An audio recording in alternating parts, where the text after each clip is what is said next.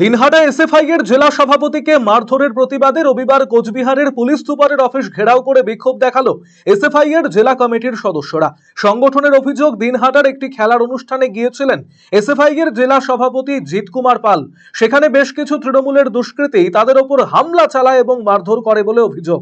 এই ঘটনায় ধিক্কার জানিয়ে দোষীদের অবিলম্বে গ্রেপ্তারের দাবিতে এদিন সন্ধ্যায় কোচবিহার জেলা পুলিশ সুপারের অফিস ঘেরাও করে বিক্ষোভ দেখান তারা।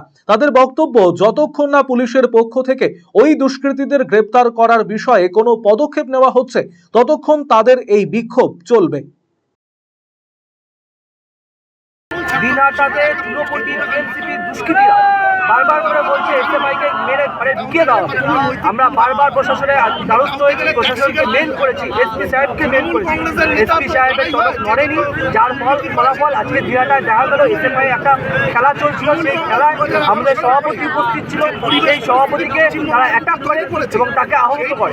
তিনি আহত আছেন, তার পরিপ্রেক্ষিতে আমরা দিনহাটা থানায় আমরা ছবি সহ আমরা এই ছবি দেখিয়ে দিতে পারছি তাদের সাথে উপস্থিত আছে। এই উদয়ন সাথে উদয়ন এই বাংলার মন্ত্রী একজন, তার সাথে এই ছেলেগুলো, এই গোলকার নাম আছে রাহুল ভট্টাচার্য, সাগর সরকার, এই ছেলেগুলো এরা আজকে অ্যাটাক করেছে আমাদের উপর। এসএফআই কমরেডদের উপর অ্যাটাক করেছে এবং এসএফআই সভাপতির উপর অ্যাটাক করেছে। তাই বারবার করে বলেছে এদেরকে অ্যারেস্ট করতে হবে, এই দুষ্কৃতীদেরকে জেলের ভিতর ঢোকাতে হবে, কিন্তু প্রশাসন কোনো ভূমিকা করেনি। আজকে আমরা এসপি অফিসে অবস্থানে বসেছি, যতক্ষণ না এসপি সাহেব আমাদের সাথে ফিজিক্যালি দেখা না করে আমাদের সাথে কথা না বলে ততক্ষণ না আমরা এই অবস্থান উঠাবো, ততক্ষণ আমরা উঠবো।